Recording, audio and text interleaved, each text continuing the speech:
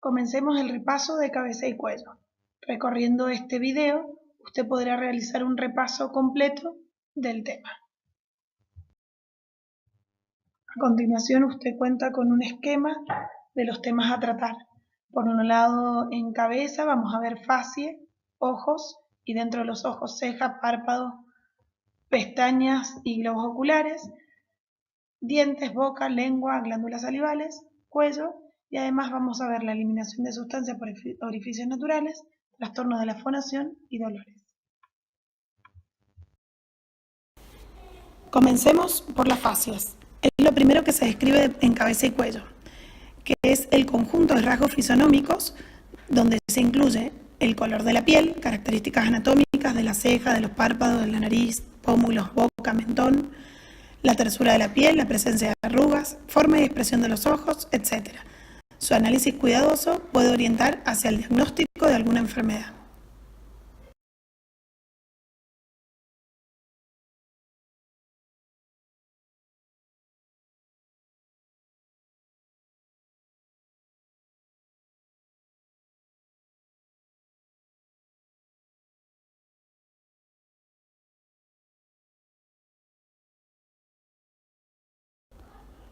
Con respecto a los ojos, vamos a hacer hincapié en las cejas, los párpados, las pestañas y los globos oculares. Si toma atención en la foto, hay una característica de las cejas. Esto se trata de un despoblamiento parcial. También podemos encontrar despoblamientos totales o caudales, dependiendo de la ubicación del despoblamiento.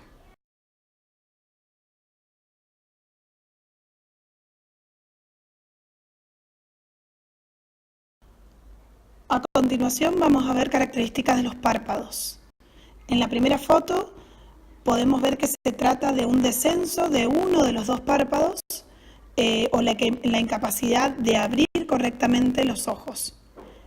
Esto se define como la ptosis palpebral. Hay que diferenciarlo de otra situación en donde uno puede observar un engrosamiento de los párpados y podría dar la sensación de un descenso de uno de los párpados o de ambos párpados, que sería el caso de la pseudotosis palpebral.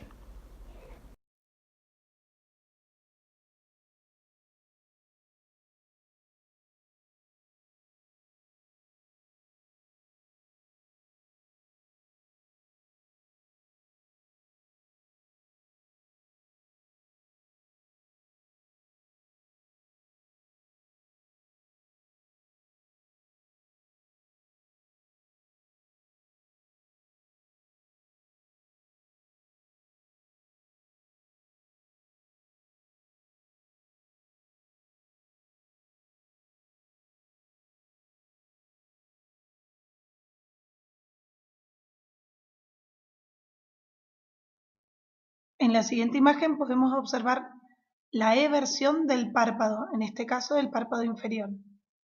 Eso es el ectropion.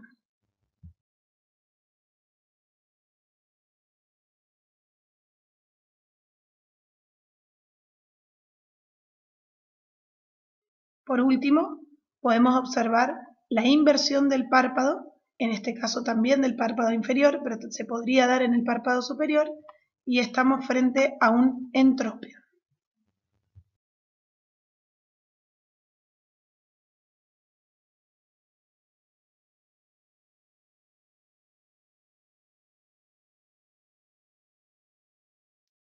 En la primera imagen podemos observar la inflamación de las conjuntivas, esto es conjuntivitis.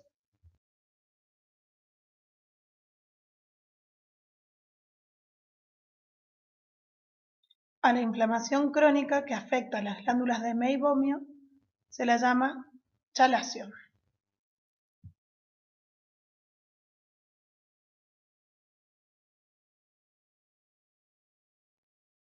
A la infección aguda, generalmente estafilocócica, de las glándulas palpebrales se lo llama orzuelo.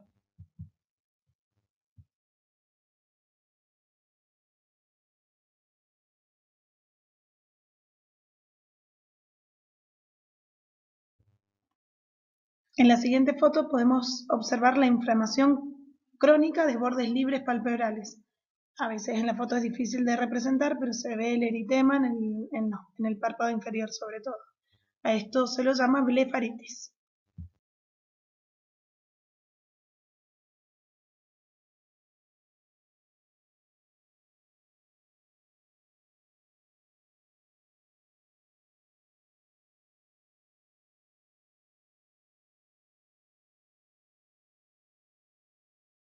La siguiente foto tiene representada la molestia ocular producida por la luz.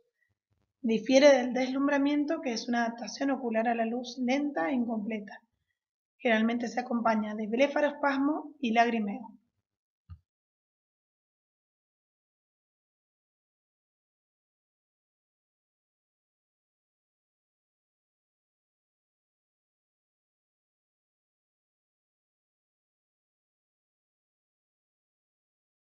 Es la fotofobia.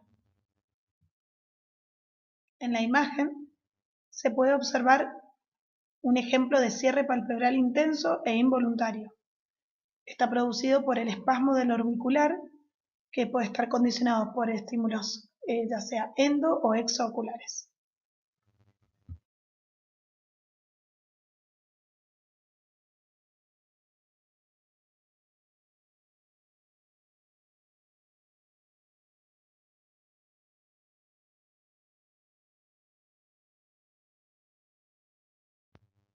Se trata de el blefaroespasmos.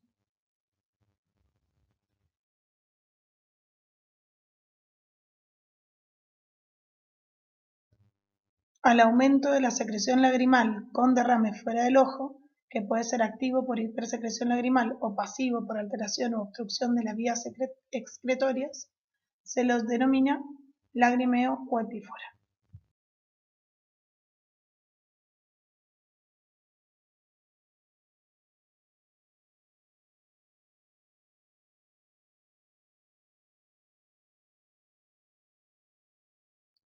Con respecto a las pestañas, vamos a ver que en la disminución de la cantidad se llama madarosis. En cambio, las pestañas que se dirigen hacia atrás se llama triquiasis, y cuando las pestañas tienen coloración blanquecina se llama poliosis.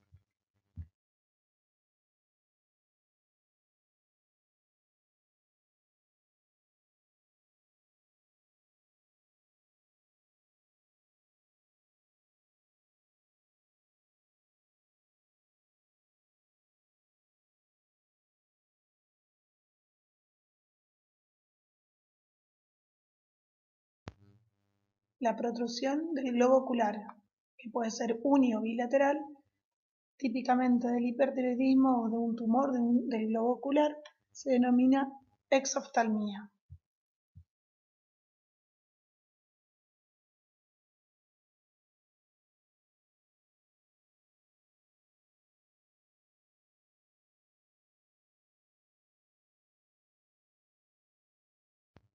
En cambio, al hundimiento de los globos oculares, que se puede observar en casos de deshidratación, se lo denomina enoftalmía o endoftalmos.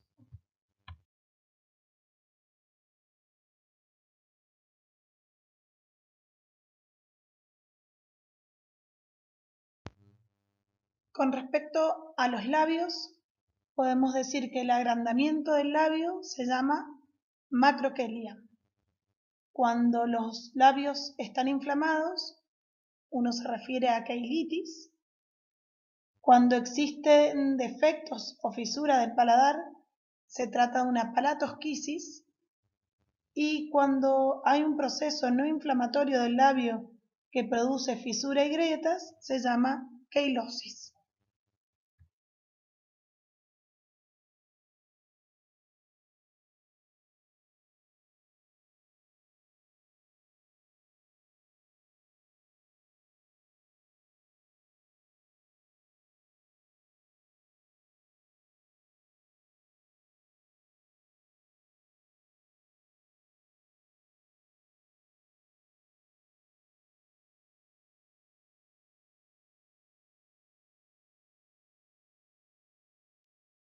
En cuanto a los dientes, podemos decir que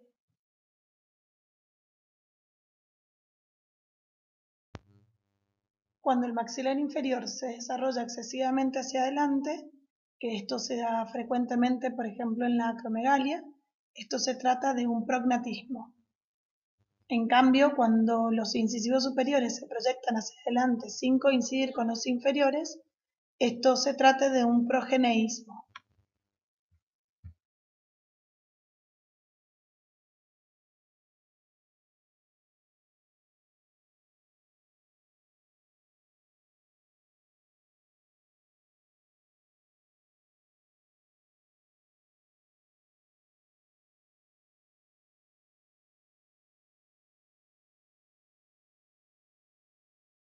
En cuanto a la boca, podemos hablar de la limitación de la apertura bucal, que puede tratarse de causas locales o causas generales, como una tetania. Hablamos de trismo. Si se trata de un mal aliento, que también puede ser de causas locales o generales, estamos hablando de halitosis. Si se trata de un proceso inflamatorio de la mucosa bucal, que generalmente afecta también a las lenguas y a la encía, se trata de una estomatitis. Y si encontramos manchas bucales que aparecen generalmente en las enfermedades exantemáticas o en las enfermedades virales o bacterianas, estamos frente a un enantema.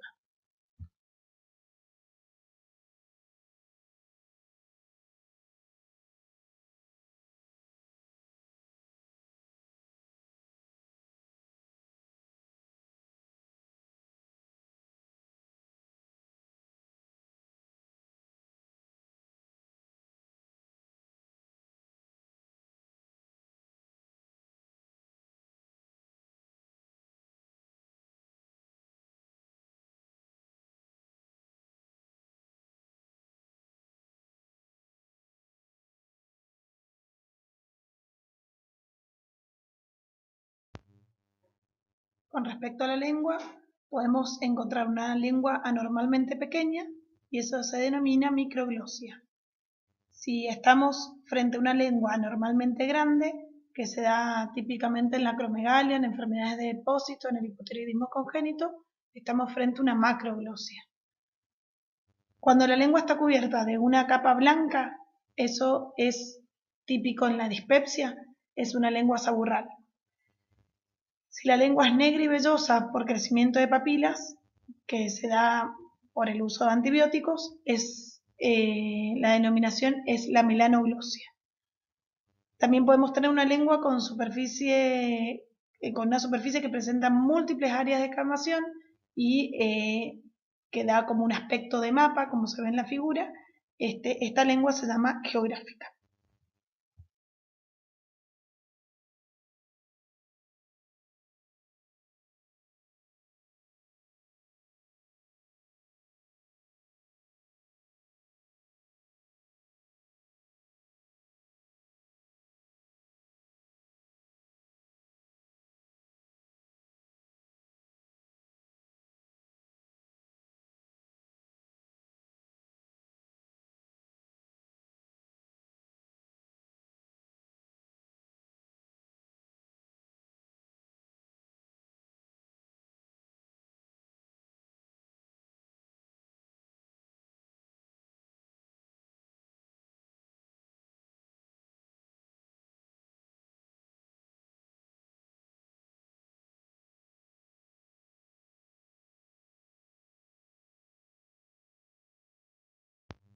Con respecto a las glándulas salivales, podemos decir que la saliva que fluye por fuera de la boca se llama cialismo o tialismo.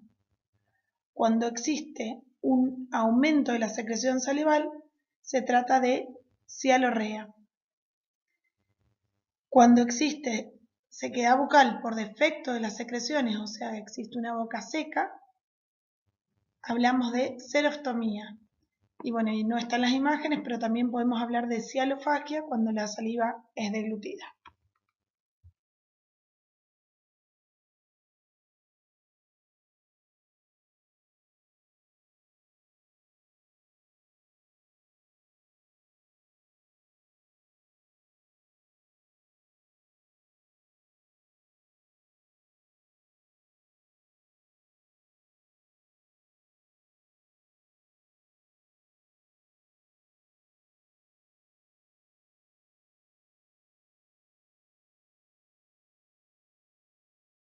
Con respecto al cuello, si tenemos un aumento de la glándula tiroides, se trata de bocio. Si existe un agrandamiento o hipertrofia de ganglios linfáticos, son adenomegalias.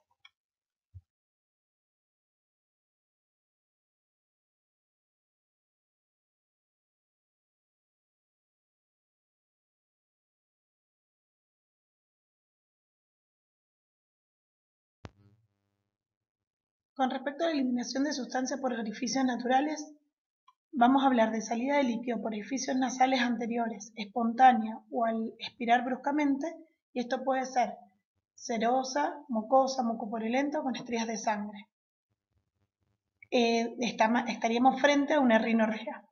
Lo tenemos que diferenciar de la salida de líquido cefalorraquídeo por fosas nasales, que esto se denomina cráneo-licuorraquia.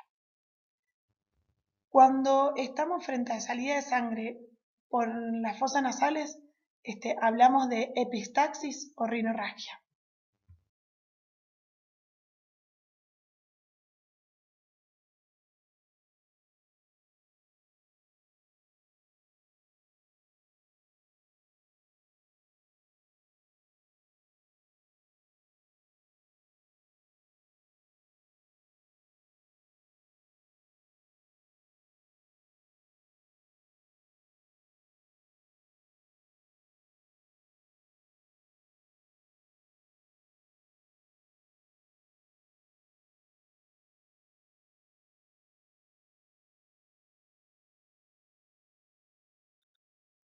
A la salida de líquido por conducto auditivo externo, ya sea seroso, serohemático, seropurulento o purulento, se lo denomina otorrea.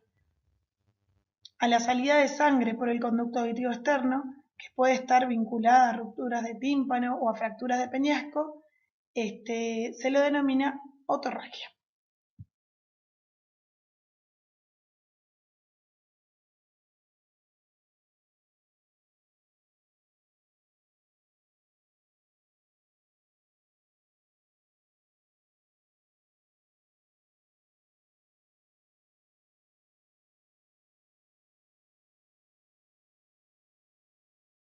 Con respecto a los trastornos de fonación, podemos encontrar la disfonía, que puede presentarse en forma de voz ronca o apagada, voz nasal o voz bitonal.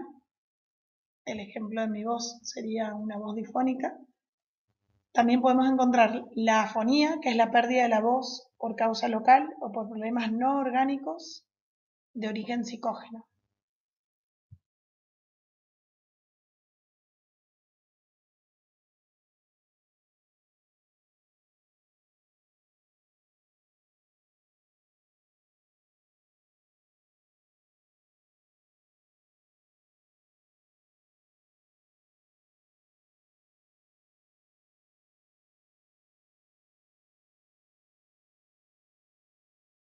También podemos encontrar la diplofonía, que es la producción de dos tonalidades por las dos cuerdas vocales.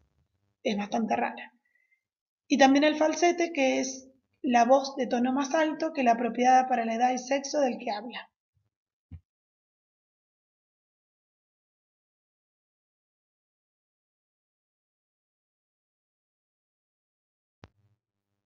Con respecto a los dolores, tenemos la cefalea, que es el dolor de cabeza intenso, las neuralgias, que tienen que ver con los nervios, por ejemplo, glosofaringio o trigémino, el dolor de la bóveda craneana, que tiene que ver o podría ser secundario a un traumatismo en la región, o a destrucciones óseas, inflamatorias o tumorales, el dolor orbitario, que podría ser secundario también a procesos inflamatorios o traumáticos, el dolor sinusal, que es el causado en el seno frontal, sería supraorbitario, y el que es maxilar va desde el malar hasta la arcada dentaria superior.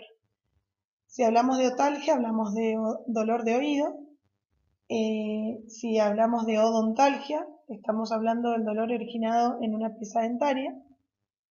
La odinofagia es el dolor que es producido al deglutir.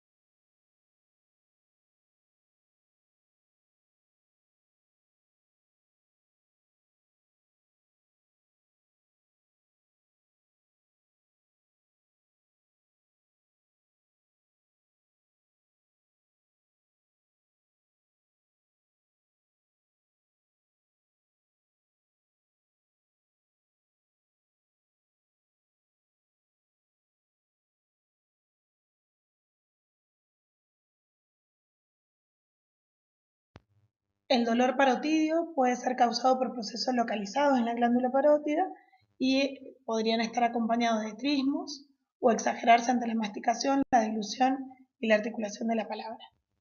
El dolor laringio es el que se ubica ya en una región más profunda de la garganta y se propaga hacia el oído, a la base de la lengua, pudiendo presentarse exclusivamente o exacerbarse con los movimientos deglutorios o con la fonación, si su causa reside en las cuerdas vocales.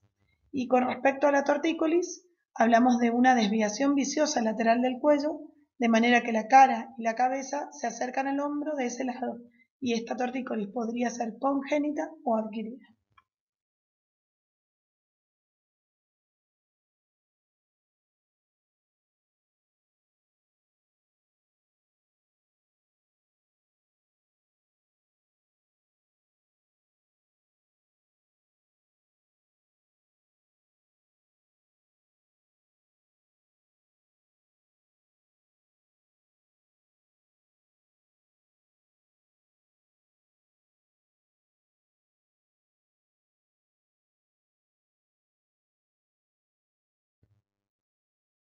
Y con esto damos por finalizado el repaso de cabeza y cuello.